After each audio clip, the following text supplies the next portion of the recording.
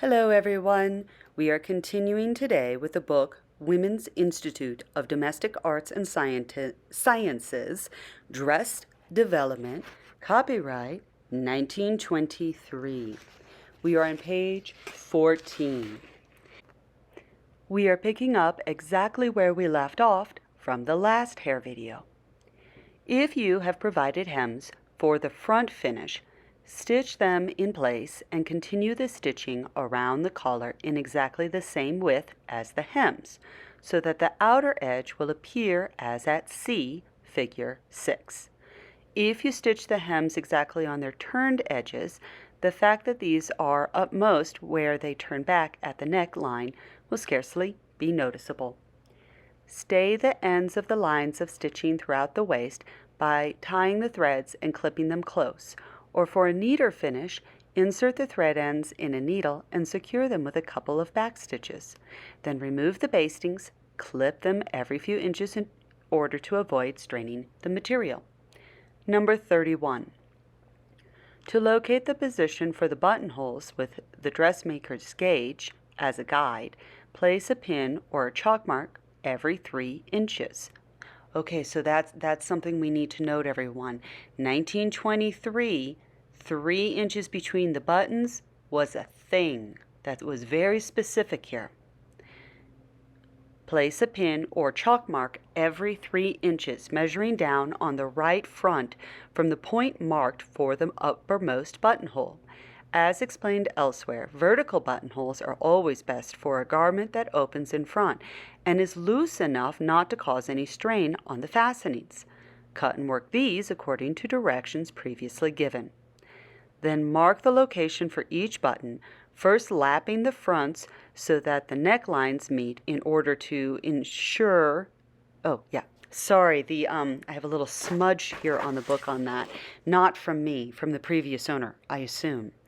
Every 3 inches, measuring down on the right front from the point marked from the uppermost buttonhole. As explained elsewhere, vertical buttonholes are always best for a garment that opens in front and is loose enough not to cause any strain on the fastenings. Cut and work these according to directions previously given. Then mark the location for each button, first lapping the front so that the necklines meet in order to ensure accuracy, and sew the buttons on, remembering to use a pin in doing this work. Also work a tiny buttonhole near the lower end of the upper part of the sleeve opening facing, and sew a button of corresponding size to the under or projecting edge of the facing. Number 32. Complete the garment by whipping on the lace trimming.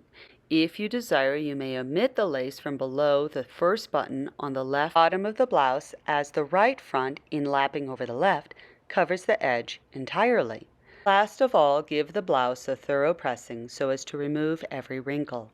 After pressing the cuffs, fold them back over the sleeves, as shown in figure 7, and press them along the lower turned edge so that the joining of the cuff to the sleeve is just under the edge. Variations of plain blouse. Number 33. A blouse of mannish style may be developed from the plain waist and sleeve patterns simply by cutting the neckline in V fashion, providing a narrow roll collar to fit the V neckline, and making a mannish plait at the front closing. For the development of such a blouse, use materials such as madras, chambray, shirting, dimity, or wash silk, and omit the trimming. Before cutting out the material for a blouse of mannish style, you will find it advantageous to base the plait in position, especially if the material is striped, checked, or figured, for then you can form the plait so as to match the design in the material. Number 34. Making mannish front plait. Trim away the selvage along the edge of the material you intend to use for the right front of the blouse. Then turn under the trimmed edge of the material about 1½ inches, or any other width you desire the plait, and crease on the lengthwise thread. If you are using striped or figured material, turn under even more than 1.5 inches, provided you find it necessary to bring the prominent stripe or figure to the center of the width you desire for the plait, and then trim away the surplus width underneath. Number 35. Next, if you are using sheer material, provide an interlining for the plait in order to keep it in shape. Cut this of lawn or a very lightweight muslin, making it lengthwise of the material about 1 3/8 of an inch wide, or a trifle narrower than you wish the plait, and somewhat longer than the center front line of the waist pattern or the length you desire the plait. To apply the interlining, lay it inside the turned edge of the material, as shown in Figure 8, so that the edge of the interlining almost reaches the folded edge of the material. Then baste about 1/4 of an inch from the folded edge as shown, taking the basting stitches through the interlining as well as the under portion of the plait. Number 36. Next, fold the material over the raw edge of the allowance turned under, thus forming the inside edge of the plait, and then stitch about 1/4 inch in from this edge, forming a tuck and catching through the interlining, as well as 3 thicknesses of the material. Figure 8 illustrates the interlining and under portion of the plait turned back to show the tuck that forms the inside edge of the plait. The appearance of the basted plait is illustrated in Figure 9, the outside basted edge of the plait being shown at A and the inside or tuck edge at B. Page 16. In the finishing of the blouse, the stitching should be taken on the basted lines. Before stitching the inside edge of the plait, turn the body portion of the blouse back under the plait, just as you did in basting, so as to form a tuck, rather than stitch the edge flat to the body portion. Number 37. If you wish, before cutting the material, you may baste the hem for the left front. Start to turn this along the same lengthwise edge as the plait, but at the opposite cut end of the material, so that for cutting out the waist fronts you may fold the material with the cut edges together, and thus cut both fronts at one time. Make the hem about 1 1/4 inches wide when finished, that is, just a trifle narrower than the plait, so as to avoid any possibility of the stitching of the hem showing underneath the outer edge of the plait. Also make the hem of the same length as the plait. In turning the hem, provided you are using striped or figured material, lap the hem edge underneath the plait and determine just what point should be used for the center of the hem in order to provide a matching or pleasing arrangement of the design in the material. After basting the hem in position, in preparation for cutting the fronts, lay the end of the material arranged for the right front over the end arranged for the left front, right sides together, so that the center front of the plait is directly over the center front of the hem. Then lay the center front of the waist pattern so that it is even with the center front of the plait, or hem, and the lower portion of the waist pattern is at the cut ends of the material. Thus, the proper allowance for lapping will be provided. Number 38. Allowance for mannish plait. If you prefer to make the plait and hem after the material is cut out, you may follow this rule in making allowance for the plait. Allow beyond the center front line 1 1/2 times the width you desire the plait, plus twice the width you desire to place the stitching from the edges of the plait.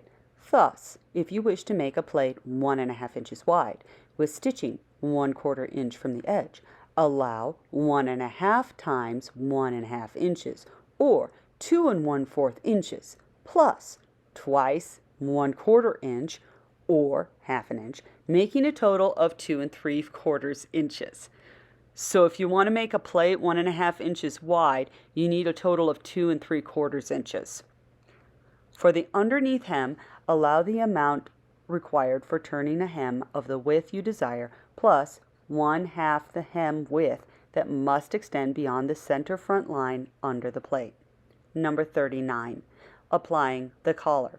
Before cutting the V-neck line, first turn under the material to determine the depth you desire the V, and then cut a seam's width above the turned edge, cutting the center of the plait in a V so that its outer edge may extend up underneath the collar and give a neat finish. If you wish to make a collar without the use of a pattern, provide 2 lengthwise strips, each about 4½ inches wide, and a length corresponding to the measurement of the V neckline, plus allowance for seams, and shape the ends of this in any manner you desire. Make this collar the same as the one previously discussed and apply it to the neckline in practically the same manner, as illustrated in Figure 9. First, basting and stitching the lower portion to the neck, and then turning under the edge of the upper portion and securing this over the seam first made. In order to finish the left side of the plait, turn the upper edges to the inside and secure them as shown in Figure 9, so that this pointed section may be secured to the blouse under the collar. Sew a tiny snap fastener to it. Number 40, sleeve finish. Simply turn back cuffs of the type shown on the blouse previously discussed are suitable for a mannish blouse. If you desire to use cuff links for holding the edges together, work a horizontal buttonhole in each side of the cuff about 1/2 inch above the center. If you prefer, you may make the cuffs wider and shape the upper corners. Y'all, in the 20s, women could wear cuff links, and that was a thing. It's in the sewing book. Now that is exciting. Number 41, varying waistline finish. If you desire to use an elastic at the waistline, trim away the skirt portion of the blouse to within 1 3/8 inch of the waistline, making a 1/4 inch turn, and then make a 3/4 inch hem, thus forming a casing through which to run the elastic. A casing that is 1 3/8 inches wide will, when finished, permit its center to come just at the waistline. Finish the casing in the same manner as suggested for the feather-stitched camisole, which is considered in simplified sewing. Page 18, the tuck seam skirt, number 42. A tuck seam at the center front is the distinguishing feature of the 3-piece skirt shown in Figure 10. The front of the skirt is otherwise plain, and the back is one piece with slight fullness gathered in at the waistline. The double belt is made separate from the skirt and is merely tacked to it at the side seams. This style is one that is suitable for the majority of figures and is so simple in line and detail that its construction should prove very easy, even to the beginner in dressmaking. If you do not wish to make this skirt for your own wear, you will find it advantageous to make it for some other person, being guided by her individual measurements. In this way, you may follow the instructions in detail and gain actual experience in simple skirt development, which will prove invaluable to you in more advanced work. Number 43, material and pattern requirements. Cotton materials of medium or heavy weight are best suited for a skirt of this kind. Such materials include washable poplin, gabardine, ratteen, and novelty skirtings of various kinds. In seasons when cretonne, cretonne, and sateen are in vogue, either of these might be used advantageously for this style. As suggested for determining the amount of material required for a blouse, you will do well to lay out the pattern sections for a skirt in order to estimate the exact amount required. For developing a plain 2 or 3-piece skirt of medium width and length for the average figure, 2 1/4 yards, or twice the skirt length, plus allowance for the hem and waistline finish, will prove sufficient. For cutting out this skirt, you may use a plain 2-piece skirt pattern having side seam lines that are straight rather than shaped into the figure above the hip line. or if you prefer, you may employ a three-piece pattern having allowance for the tuck seam and fullness across the back waist line. Number 44, placing the pattern and cutting out the material. To prepare the material for cutting out the skirt, fold it through the center lengthwise with the wrong side out, if the material has a distinct right and wrong side, and place it flat on the cutting table so that the fold is next to you, taking care to keep the selvages even and the ends of the material straight, as suggested for the blouse. If you are using a skirt pattern in which no fullness is allowed across the back, slash the back of the skirt pattern through the center lengthwise. Then place the two back pattern sections thus formed in the manner shown in Figure 11, so that the lower edges are a hem's width from the right cut edges of the material. The center back at the waistline is half or 1 inch from the lengthwise fold, and at the lower edge touches the fold, and the other back section is separated at the waistline from the center back section by 1 to 2 inches and just meets this section at the lower edge. By making allowance for the waistline fullness in this manner, you will not increase the width at the lower edge. If you prefer to add fullness the entire length of the skirt, you may separate the pieces at the lower edge as much as or even more than at the waistline. Or if you prefer a narrow skirt at the foundation pattern, you may overlap the pieces at the lower edge so as to remove a little width. Number 45. Pin the back section securely in position and then arrange for cutting the left side of the skirt material by placing the front portion of the skirt pattern in position. See that the lower edge of this pattern piece is far enough from the waistline of the back pieces to allow for the waistline finish and also for the skirt hem as shown. Also place the center front a distance from the selvage edges of the material equal to 1/2 the width you desire to make the tuck, or the distance the left front should extend under the right front beyond the center front line plus allowance for seams. For instance, if you wish to make the tuck 1 1/4 inches wide, 1/2 of this, or 5/8 inch, plus the seam allowance, or 1/2 inch, which equals 1 1/8 inches, would be the correct distance. Number 46.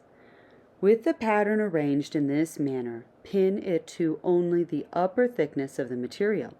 Then slash the material, as at A, a seam's width beyond the waistline of the back pattern sections, and gradually draw back the upper portion of the material until the center front pattern line is 1 1/2 times the desired width of the tuck, plus a seam allowance from the selvage edge of the underneath portion of the material, for instance, about 2 3/8 inches from this edge. By making allowance for the tuck in this manner, you will find that the center of the tuck is at the center front of the finished skirt, a feature that is more desirable than to have the inside edge of the tuck at the center front. Number 47. With the pattern arranged as suggested, pin it through both thickness of the material. Then mark the allowance for hems, measuring the same distance at several points below the lower edge of the pattern sections. Also, mark the seam allowances at the sides and the waistline as indicated. Mark a strip for the belt as shown, making this of the width you desire, plus narrow seam allowances if a double width cannot be cut of sufficient length. Then cut on the marked lines, following these as closely as possible, and before removing the pattern, trace the seam lines and the center front and hip lines. The arrangement of the pattern pieces as illustrated is suitable for material having an up and down. Number 48. If you wish to cut out a skirt having greater width at the lower edge than would be provided by the arrangement shown in Figure 11, you may be guided in placing the pattern pieces on the material by the plan shown in Figure 12. The back section as shown is slashed and separated to provide added fullness the entire length of the skirt. If you find that the width of the material is not sufficient to permit the proper slant near the lower end of the sideline, as at A, cut small triangular strips of sufficient size to apply as piecings at such points. If the material has a definite right and wrong side, you will find it necessary to open out the material as shown, instead of cutting the two front sections together, and to place the pattern first as at B, then as at C, being careful to plan the cutting as economically as possible. As illustrated, the right side of the material is uppermost in the section on which the front pattern piece is placed. If the material has no definite right and wrong side, or no up and down, however, you may cut the two fronts from one length of material, the dotted lines indicating the position in which one front may be cut alongside of the other. Number 49, making the tucked seam placket. After cutting out the page 22 material, run a basting thread along the center front and hip lines so that these lines may be kept in correct position in the making and fitting. Then, in preparation for making the tuck seam placket, which on the right side appears merely as a tuck seam, before forming the tuck at the center front, provide stays for the fasteners that will be required for this opening. For these stays, use tape or narrow bias seam binding having its edges turned. To apply the stays, stitch a piece that is a trifle longer than you desire the placket over the left front of the skirt as at A, figure 13, placing the tape about ½ inch from the front edge and extending it from the waistline. Stitch a similar strip to the right front of the skirt as at B, applying this in practically the same manner over the right side of the material. The reason for applying the stays before forming the tuck seam is to prevent the stitching, as at C, from showing on the right side when the tuck seam is complete. Number 50. Next, form the tuck for the center front by folding back the right front of the skirt 1/2 the tuck width, for instance 5/8 inch, beyond the marked counter front line. To hold this turned edge in position, baste it the tuck width, or 1 1/4 inches, in from the fold and stitch the tuck its full length before joining it to the left front of the skirt. In applying the stitching, aim to make it an even distance from the edge its entire length. If you have a gauge for your sewing machine, you may use this as a guide. Otherwise, follow a marked or basted line that has been made with care, unless you are fairly sure that you can make the tuck width even without a guideline. With the tuck stitched its full length, slip the front edge of the left front underneath the tuck in order to bring the marked center front line of the left front directly under the marked center front line in the tuck, or right front. With the center front lines and the hip lines exactly matched, pin and baste the fronts together, taking the basting stitches just a trifle to the right of the tuck, stitching and beginning just above the lower edge of the stay tapes and continuing to the lower edge of the skirt. This basting should hold the tuck to the left front, leaving the seam allowance of both fronts extending together underneath. Number 51. In order to stitch the fronts together, first fold the right front back over the left front, as shown in figure 13. Then, with your finger pressing the right front back over the stitching that secures the tuck, stitch the seam allowances together, as at D, as close to the fold as you can, but be very careful not to let the stitching catch the edge of the material that is folded back. Start the stitching just above the lower edge of the stay tapes, and in order to make the finish very secure and the tying of thread ends unnecessary, stitch from the inside of the seam allowance directly across to the outside edge and then back over this stitching as at E.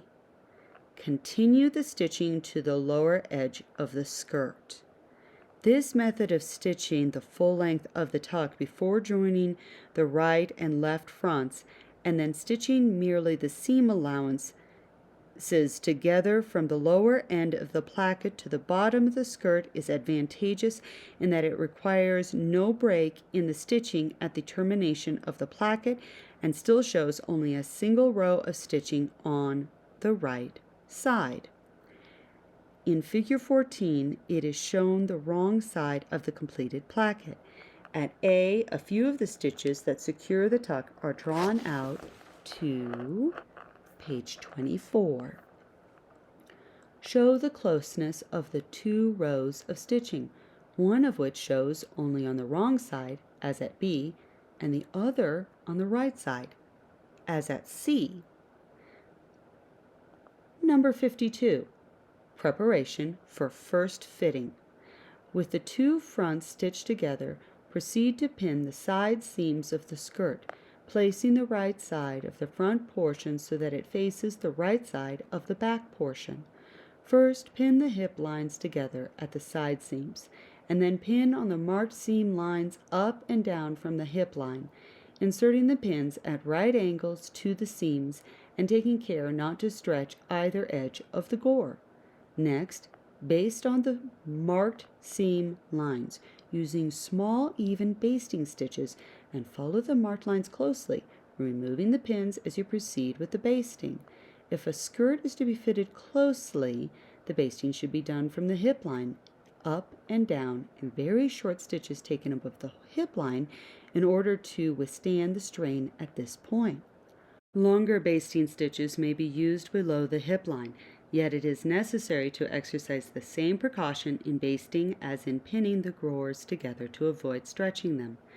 Gather the back waistline of the skirt, provided fullness has been supplied, first turning the raw edge under about 3/8 of an inch and placing a row of gathering stitches close to this turned edge, extending this row of gathering 1.5 to 2.5 inches front of the side seam line.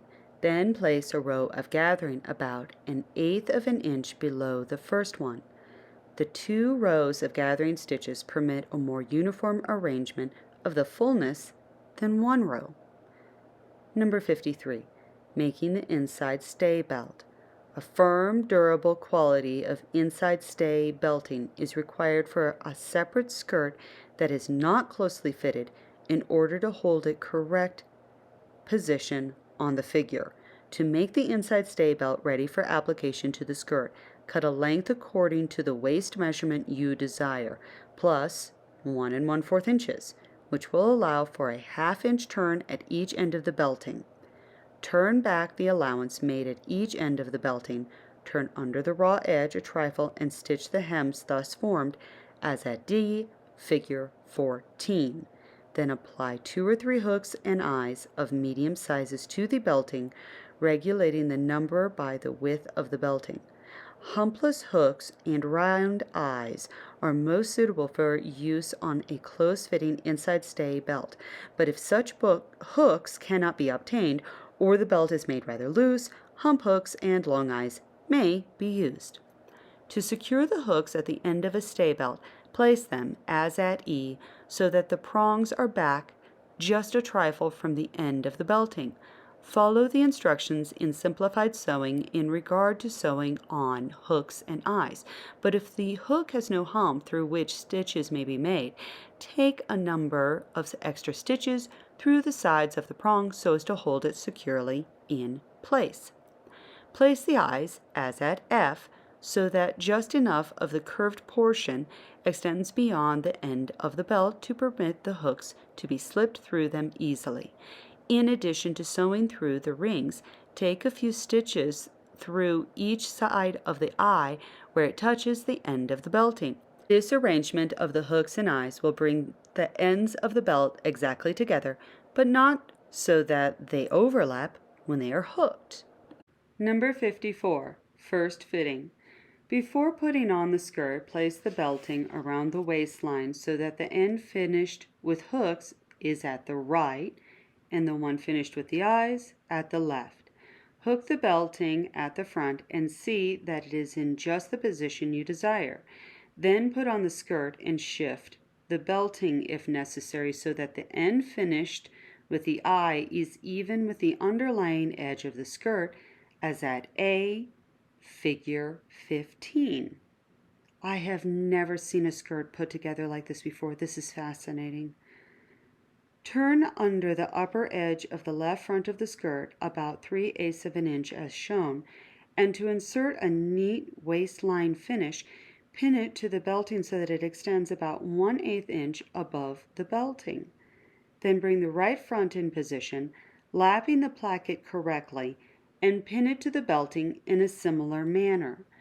With the front portion pinned, draw up any fullness that has been provided in the back, as shown in 15b, to make the skirt fit not tightly but easily over the belting. Secure the ends of the gathering threads by winding them around a pin, and adjust and pin the fullness to give a desirable effect. In some cases, you might find it advisable to start the fullness back of the seam line. In other cases, you may find it more becoming to extend the fullness in front of the side seams in order to give more ease over the hips. The basted hip line, as previously suggested, will serve as a guide in the fitting of the skirt. Number 55. If the fullness in the lower part of the skirt has a tendency to fall to the front, lift the skirt a trifle from the side to the back, as directed in the instruction for fitting a skirt having fullness that falls to the front, which is given in the instruction book on tissue paper patterns. Consult this also for ways in which to remedy the difficulty if the skirt has horizontal wrinkles across the abdomen or diagonal wrinkles from the center back waistline down toward the side seams. If the skirt is provided with some waistline fullness, it is probable that you will find it advisable not to take it in or let out the side seams. However, if the skirt has no gathers, you might find it necessary to change the side seam lines a trifle. Make such a change as previously suggested, exercising care to form an attractive line in the new seam. Number 56. Should the skirt appear to be much too large in the waist, you may find it impossible to take out as much on the side seams as is necessary without drawing the skirt out of shape and causing an ill-fitted effect across the hips. In such a case, darts placed at each side back are really essential to remove the extra fullness at the waistline. Pin these very carefully, arranging them in the position that seems most satisfactory both as to fitting and to appearance. Although darts in the back are permitted in a two-piece petticoat, they are not especially desirable for an outside skirt. For this reason, it is well to consider the type before a skirt is cut out and provide additional gores to take care of any more fitting than the side seam lines would permit. Number 57. Finishing seams and waistline. With the skirt removed, take out the pins that secure the skirt to the belting at the center side, first marking or pinning the turn at the upper edge so that the correct line may be maintained. Then baste any alterations that have been made in the side seam lines and finish them as plain pressed open seams or in any manner that is in accord with prevalent fashions. Finish the seam edges by overcasting them. In case darts have been provided, baste them with small, even basting stitches, as at A, figure 16, beginning at the lower end of the dart and working up to the waistline. Then stitch the darts, taking care to taper the stitching very gradually from the point of the dart, as at B, so that the material at this point may be pressed out smooth and not form a plait. To secure the thread ends at the stitching, run these threads in a needle as shown and take several back stitches. I'm going to stop there. My next video will pick up on page 27, number 58, and as a reminder, we're in the Women's Institute of Domestic Arts and Sciences, dress development. Copyright 1923. For the record, I think I greatly enjoy getting dressed last and being able to wear my flouncy boudoir type of sewing during the process of getting ready. I think I'm going to continue this. I am also thinking about what I just read, and I am very, very tempted to get some cheap muslin and actually take a look at what they're suggesting to do to make things fit. I'm very curious about this interior belting scenario that's going to make things drape differently. I am curious.